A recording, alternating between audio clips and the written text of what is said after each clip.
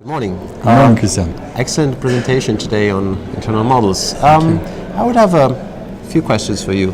First one would be how you get actually internal buy-in from your line managers on internal models.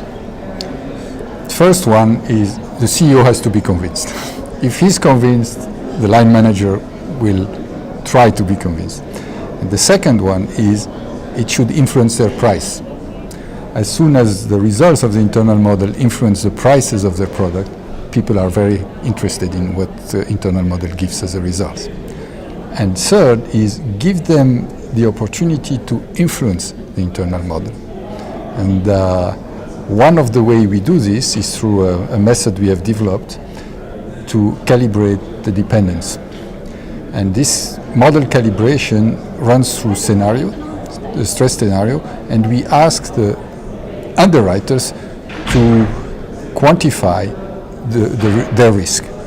So when they do it, we get the dependence and they get the capital from us. So it's this link between them participating in the elaboration of the model, them getting the results of the model for their pricing that makes the buy-in. They are all very interested in the results because it will affect the price of their business. I see. So you make them basically participate in the game with some skin. Exactly. That's a very interesting point. And usually the underwriters have a really deep knowledge about their risk and the interaction between this risk, and that's what we want to use in our model. So we have developed a method to ask them special questions. The terminology is elicitate them on those parameters. So we have every year about 140 people involved in this process of gathering those dependence parameters, and are mostly underwriters and actually who price the business. Great. So you seem to have a great method to get internal buy-in for your models. But what about the regulators? How would you go about convincing the regulators and explaining to the regulators your internal models to get the necessary approval? This is more difficult, much more difficult, because most of the regulators we are facing lack experience with those models. Those are people who came out of university, particularly in France, and went directly to the regulators. So they are very reluctant to use, when we talk about expert judgment, about ideas that we put in the model that are not confirmed by data. But I always tell them, look, the 1/200-year event, I don't have hundreds of them. So we need to have expert judgment.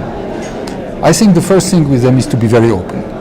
Show them the stuff, show them the results, tell them what we do, and then try to be collaborative instead of antagonistic.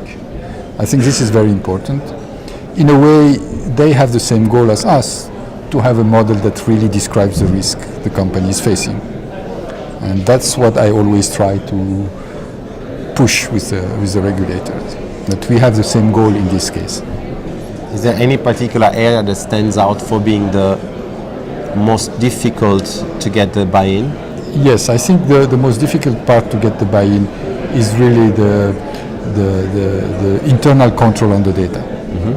They are very keen on having extremely strong controls on the data. And we do have some, but of course, it's very, the more control you have, the more expensive it is, and at the end of the day, it's an optimization problem. For the regulator, it seems that we should have infinite money to do those things. In fact, that reminds me of a piece of your presentation where you were talking about the three key ingredients, having good data, getting into the model, having good algorithms, and having a good interpretation of the results. So how do you basically manage these three elements when it gets to your team, and how much is it a science versus how much is it an art internally? I think you're right. It's not only science, it's an art, and it's an art of putting the process in the right way. We have certain guidelines. I showed you some principles. So we want the people who actually take the risk to model it. They should be at the front.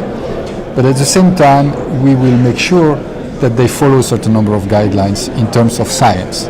You were talking about data and the quality of the data as being one of the key elements for the regulators, and that reminds me a piece of the presentation in which you were putting the key elements of the right modeling, which is the good quality of the data, the good quality of the models and the assumptions.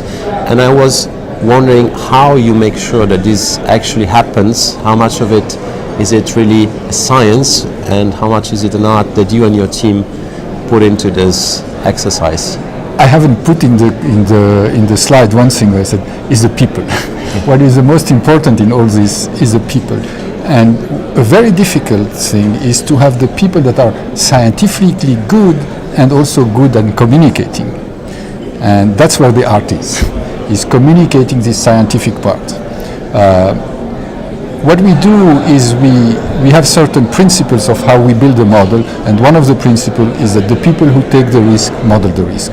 So we have a certain demand on them to understand the risk, to quantify it, and to quantify it according to certain scientific guidelines, where they will not model the risk with Gaussian distribution, but with distribution that have fat tails and things like that are mathematics. But the other aspect is really guidelines and procedures to make sure that things work, and of course people who can communicate. That communication, I think, is essential also in models, and also acceptance of the model, and also in making sure that the science is well done.